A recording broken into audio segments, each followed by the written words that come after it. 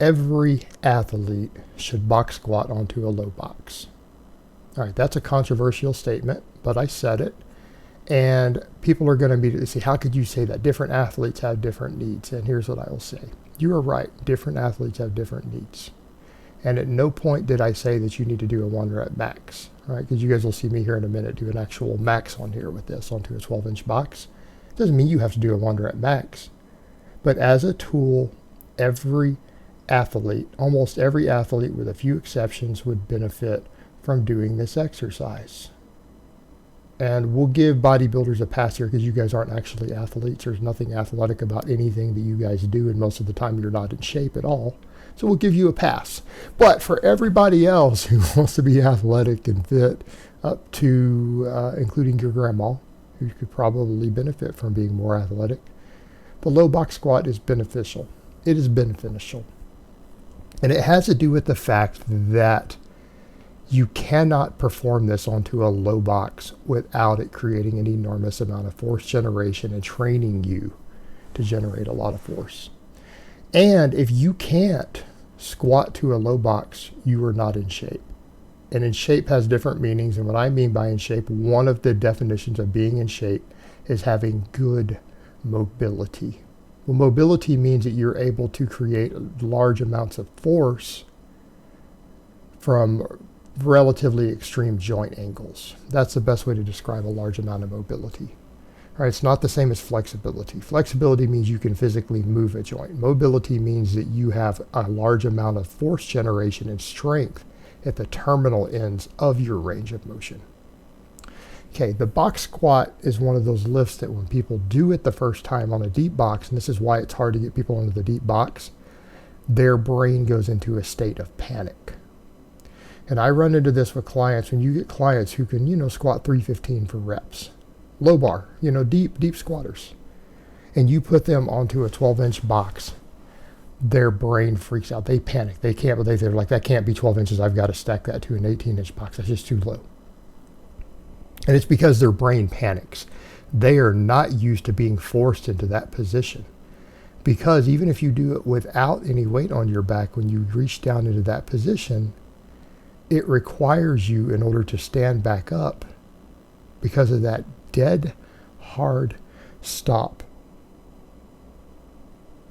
From a deep hip position, it requires your hips and quads and entire posterior chain to immediately create a very, very large amount of force. It requires them to start producing nearly maximum force, even with lightweight, to get you started, to start moving.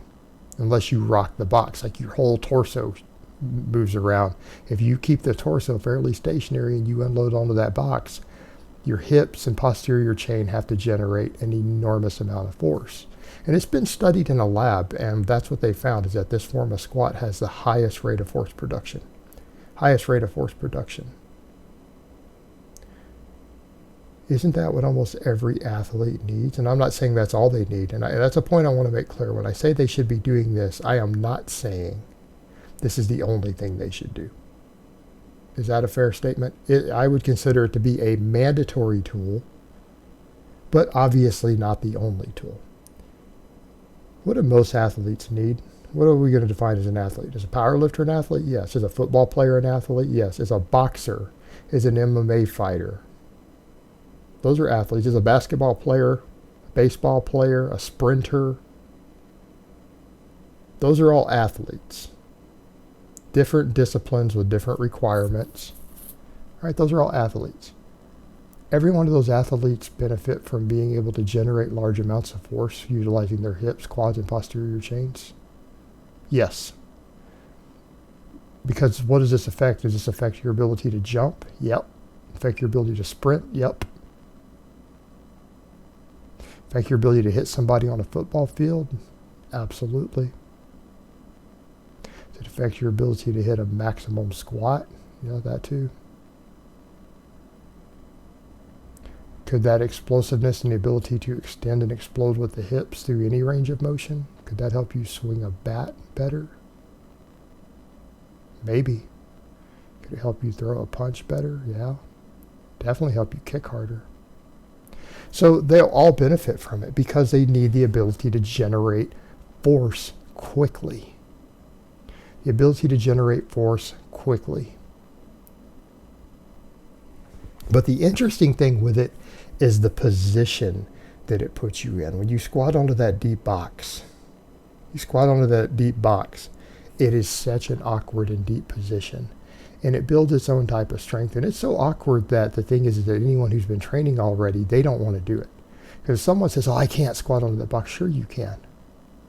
The ironic thing is that if you take a non-lifter who has never trained before, in one session you can train them to squat onto a deep box. Someone who can't squat, air squat to depth.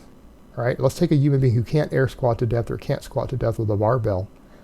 It's easier to teach them to squat to a below parallel deep box than it is to teach them to squat. But interestingly enough, is you take people who are used to squatting and then they magically can't do it. Why?